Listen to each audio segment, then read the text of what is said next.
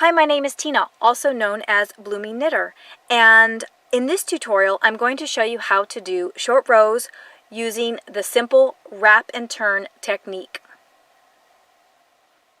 The goal here is to make one side of our work taller and longer than the other side, and we can do that simply by using short rows.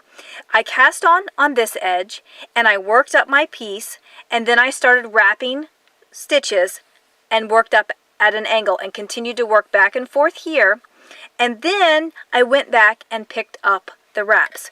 And now I'm going to show you exactly how I did that. Okay, so the first thing we need to do is start wrapping our stitches and creating our short rows.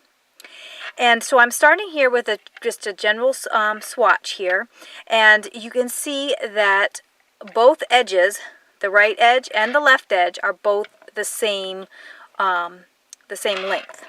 But we're going to start doing some wrap stitches. Now your pattern will probably tell you how often you do wrap stitches on each row, but what I'm going to do on this demonstration is do my wraps 2 stitches apart.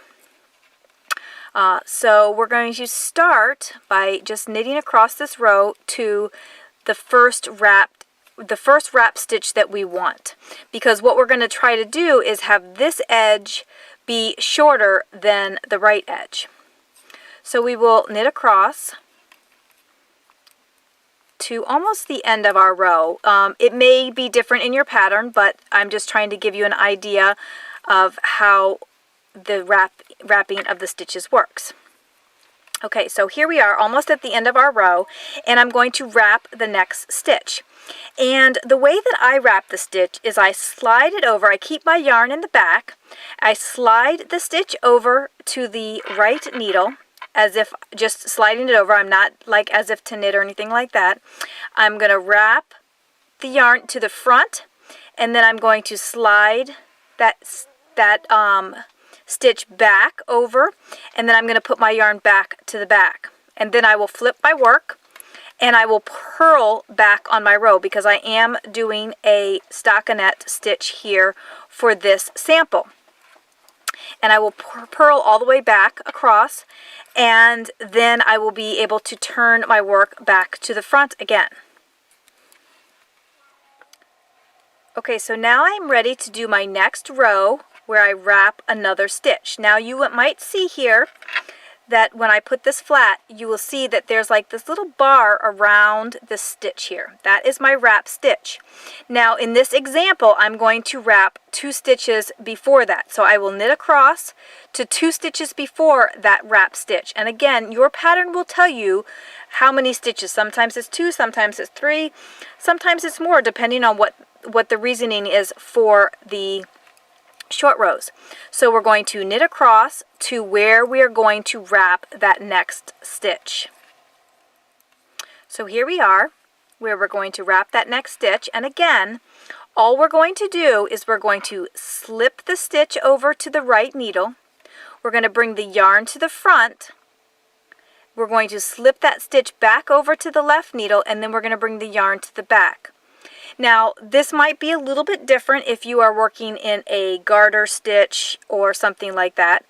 But like if you're working in garter stitch and you're going to come back around and you're going to, when you turn your work, if you're going to knit, you would just keep the yarn in the back. But we are going to purl this row, so I'm going to bring it back and then purl it.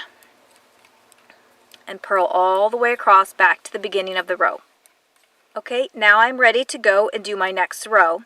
And as you can see already that this edge is staying the same length that it was when we first started, whereas this edge is growing because we are adding rows here, but we are not adding rows here. So again, I'm going to work across to where I need to pick up that where I need to wrap the next stitch. Now in this example, I am only wrapping stitches on the right side rows. You may have a situation where you need to wrap stitches on a wrong side row, such as in working a short row heel of a sock. If you need to find out how to do short row heels for a sock, you can check out my tutorial on that. Here is the next stitch we are going to wrap. I'm going to slide it over, wrap it around to the front, wrap the yarn to the front, slide the stitch back, and then move the stitch to the back. Now, one thing you do want to remember is you want to kind of keep that yarn a little bit snug around that stitch. You don't want to have a lot of extra give, because if you look, you probably can see that there's a bit of a gap. You might not be able to see it as much right now, but there is a little bit of a gap between those stitches where I've wrapped the stitch, and right next to it to the left there's a little bit of a gap. Here's the wrap stitch, and to the left of that there's a little bit of a gap. So you want to try and keep it a little bit snug, but not like strangling the stitch. So I will turn and I will purl back to the end. And again, I'm only doing wrap stitches on the right side row right now. But if you need to see how to do it for a short row heel, you can check out my short row heel tutorial. Okay, and here we are again, ready to start the next row, and you can still see that we are still increasing on this side, but not on this side. I'm going to go ahead and do a few more wraps and turns, so I have a few extra stitches here. Besides, I've done 3 here for you. I've showed you 3, but I'm going to do a few more rows so I can get a few more wrap stitches, and then I will come back and show you how to pick up those wraps. Okay, so now I have finished picking up I've finished wrapping my stitches, and you will see that this side is definitely a lot taller than this side. And by putting this on, all of the work on the cable, you can see what I was talking about, where I was talking about the gaps between the stitches where you've wrapped and turned. Okay, now we're going to pick up the wrap. Now, some patterns might tell you that after you've done your wrap, you just knit across the row and you don't do anything with the wrap at all, and you just knit across. In this case, I'm going to show you how to pick up the wrap and knit it together with the stitch that it's wrapped around, so that you can have a nice line for your short rows. And it's a really easy thing to do. And I will show you how not to do it also, because when I was doing this the first time I did wraps, I was not really sure exactly how to pick up the wrap, and because I do my short row heels a little bit differently than how the traditional way, because I don't like holes in my short row heels, I kind of had it in my head that this is how to pick up a wrap, and it was not really the right way. So the wrong way, I'm going to show you the wrong way first. The wrong way is to pick up the stitch here and put it on your needle like that. Okay, that's the wrong way. You don't want to do that. You want to keep that wrap kind of loose on around the stitch. Now, the reason why that's the wrong way is because you can't, if you knit this together like this, then you will still have that kind of bar across the stitch that it's knit with. So I'm going to take that off, and hopefully I won't lose my wrap. Okay. So now I've got my stitch that's wrapped and my the wrap that's around it. And the way that you do this is you just put your needle through both stitches, like the wrap is on the needle too. You just go under both stitches